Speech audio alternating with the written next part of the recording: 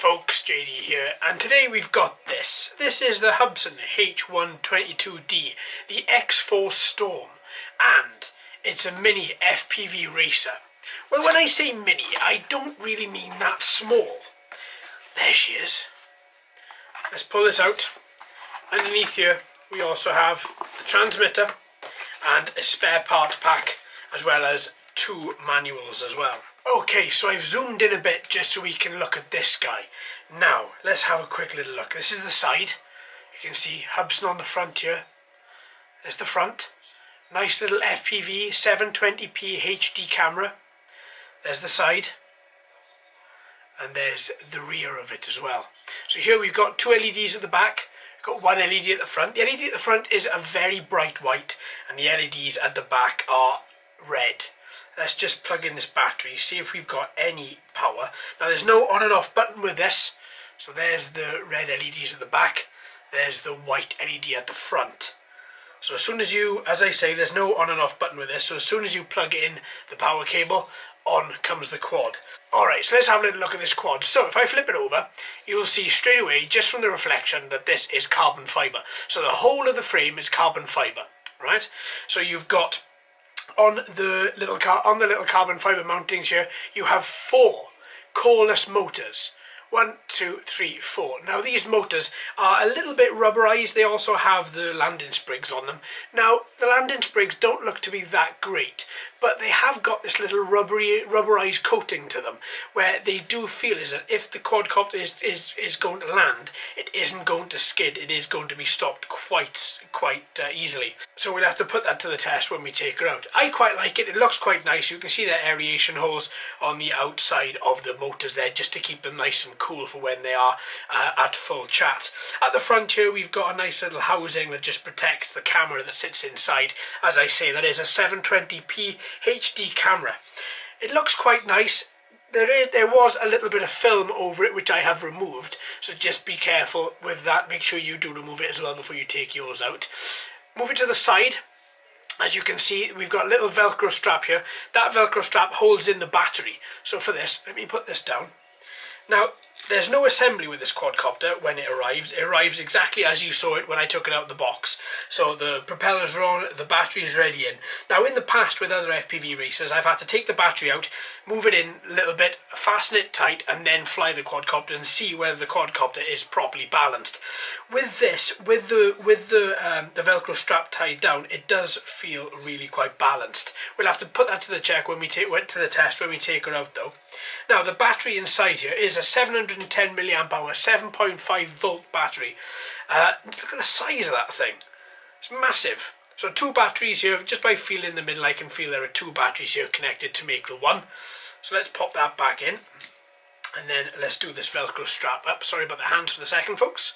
So with that Velcro strap up, I'm just going to fasten that quite tight, and once again with that fastened, I don't know how well you can see, but with that fastened, that battery isn't moving anywhere at all. That's good. That is good to note. Right, so from the back of the battery you can see this little antenna which can be angled. So you can angle it right on the front of the quadcopter and right to the back as well.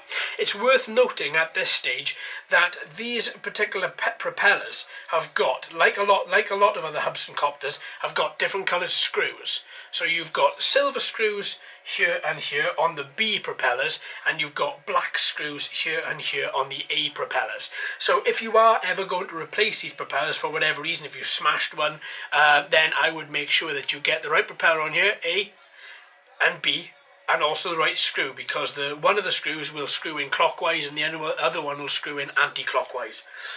I like this. I think it looks really nice. It's bare bone, it's FPV racing-esque. It really is nice. Now there is one thing to note about this, and this is a little bugbear of mine, but it's pretty standard. I just find it quite annoying. Let's have a little look what side. Inside here, let's hold this up to the camera a bit. See inside here, there's an SD card slot. Now no SD card comes with this, so I am absolutely terrible at remembering SD cards. So what I've got one of my own SD cards here, and I'm just going to pop this in now, so that when we take her out and fly her, I can get some FPV and I won't fall under the trap that I've fallen under so many times, and that is just forgetting that guy. So there we go. that is the quadcopter. I think it looks quite special. I think it looks quite nice. I'm really excited to take this out, especially with these coreless motors as well. This thing is going to fly. So that's the quadcopter. Let's put that to one side. And then if I zoom out a little bit, oh, there we go. That's a bit better. Look at that. Then we can have a little look. What else comes with the packet? So we've got one manual, one disclaimer warning. So in the manual, it just shows you exactly how to use the quadcopter, how to use the transmitter, how to attach the FPV screen and the goggles if you bought it with them at the time. I didn't, but if you did, the instructions are in there as to how to put it together. Okay, the transmitter. Look at this. Quite Hubsan-esque. I don't know why, but their transmitters always seem to be good, I think. The transmitter that came with the H502S and E were lovely, and this is no different. This to me feels really nice. It's quite big, it's quite chunky, but above all I really appreciate these analog sticks. They've got a little bit of plastic that is cut out on the top. See this sort of like little knobbled effect here?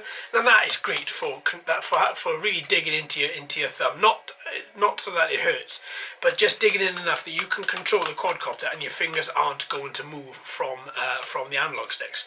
You've got a few buttons on here as well.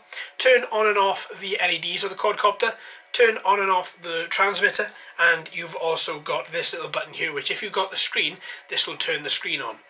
If I open the FPV boom, you've got two little LEDs in here, one for when you know the transmitter is on, and one when the transmitter is bound as well. Now there's no altitude hold with this quadcopter, as you can see here from the analog stick. It isn't automatically centering, but that doesn't matter. A lot of FPV quads, actually most of them, don't come with altitude hold. That doesn't bother me one iota. Flipping it over, we've got the batteries at the back. This requires 4 AAA batteries. There is a little micro USB port there, whereas if you do have chargeable batteries in there, you can recharge it using that port. I don't know how well it's going to work with the batteries being in there and the USB cable, so I'm just going to use short port batteries. There are 4 other buttons on here that I haven't mentioned. You have take photos and record video, as well as you have your trim buttons as well on the right side shoulder. Now what I would say about the video, make sure you turn off the video with this guy before you turn off the transmitter and or the quadcopter, just to ensure that you do actually get all the video that you have recorded and it saves back onto the SD card. A lot of quadcopters, actually most of them that I have flown, I've always done that too. There have been the exceptions that I haven't turned it off and I've lost the video. So rather than take the chance, click that button, make sure everything saves down to the SD card just to be on the safe side. Right, one last thing, this is the spare parts pack. So what comes in here? Well, in here you get USB charger, as well as 4 spare propellers, 4 spare screws, 2 silver, 2 black, as well as a Phillips screwdriver as well, just so that you can replace your propellers should you need to. To be honest, that's quite a standard amount of stuff in here, but I still like the fact that you get a lot of spare parts just to ensure if you do have any problems on first flight, you can get back out there and fly again. So there we are folks, thanks ever so much for watching and listening. I've been JD, you've been fantastic as always. If you haven't already, please subscribe. Hello and welcome to all the new subscribers. I hope you're enjoying the channel. So until next time my friends, happy flying.